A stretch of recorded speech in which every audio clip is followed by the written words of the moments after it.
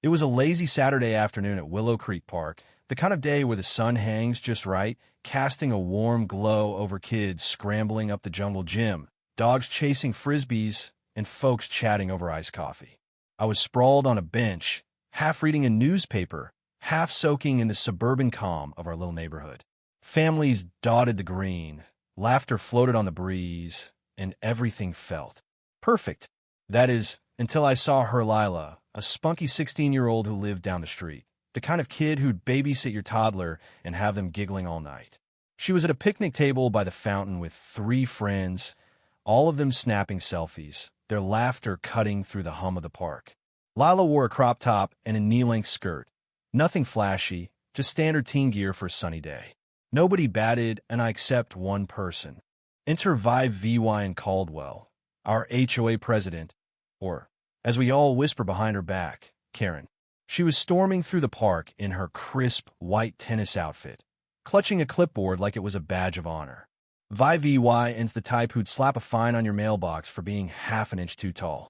Last month, she left a note on my door because my trash can lingered curbside for get this 4 hours and 16 minutes. She wrote the exact time. I spotted her power walking, eyes scanning for trouble. And when her gaze locked on Lila's table, I knew things were about to go south. Her stride slowed, her lips pursed, and she veered straight for the girls like a hawk spotting prey. I folded my paper, senses tingling. Vive EY and community standards crusades never end well. "Excuse me, young ladies," she chirped, her voice dripping with that fake sweet tone that screams trouble. "I'm Vive VY and Caldwell, president of the Willow Creek Homeowners Association. Are you residents here?" She was eyeballing them up and down, her stare lingering on Lila's outfit like it was a personal insult. Lila, ever the polite one, smiled and said, "Yes, Mrs. Caldwell. I live on Oak Lane with my folks." Vive EY and's eyebrows shot up so high they nearly vanished in her hairline. "Well, then you should know better," she snapped. "That outfit is utterly inappropriate for our park.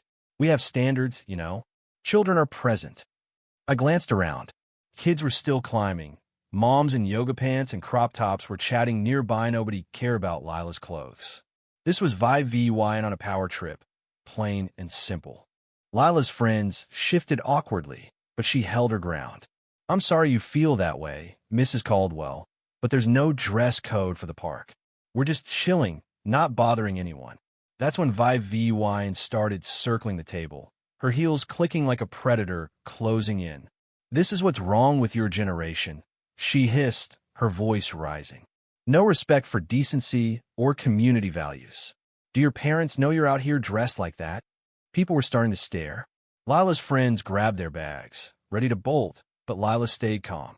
"Mrs. Caldwell, we're not breaking any rules. Please leave us alone. You're making my friends uncomfortable." Vive EY's face turned beet red, her eyes blazing. "Don't you tell me what to do, young lady," she barked. "I've been HOA president for 7 years, and I know what's best for this community. That outfit is disruptive." By now, a crowd was forming, phones out, recording. I got up, my gut telling me this was spiraling fast. Vive VY was looming over Lila, jabbing a finger inches from her face. "Cover up or leave this park now," she screeched, her voice echoing across the grass. Lila's eyes glistened with tears, but her voice stayed steady. "Please stop yelling. I have every right to be here." What happened next was so fast, so shocking, it felt like the air got sucked out of the park. Vive VY lunged, grabbed Lila's skirt with both hands, and yanked it down, exposing her underwear to everyone around. "There," she crowed. "Maybe now you'll think twice about dressing so provocatively." The crowd gasped.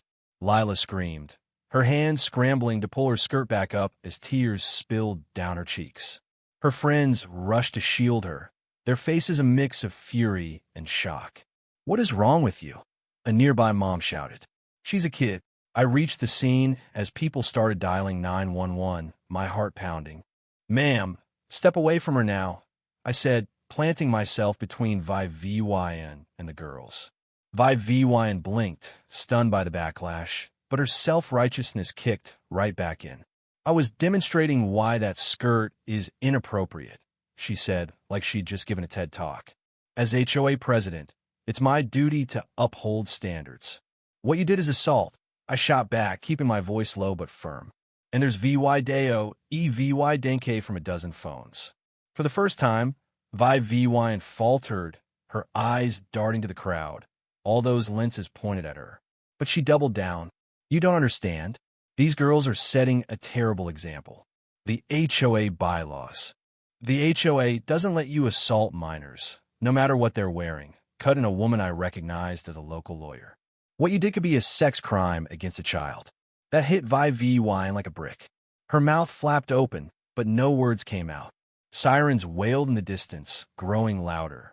2 police cars screeched into the park, and 4 officers jogged toward us. The crowd was buzzing, pointing at Vi VY and voices overlapping. One at a time, the lead officer said, raising her hands. She turned to Lila, who was trembling but composed. You okay, sweetheart? Tell me what happened. Lila, wiping tears, recounted everything, her voice steady despite the humiliation. Her friends backed her up, and so did 10 other witnesses.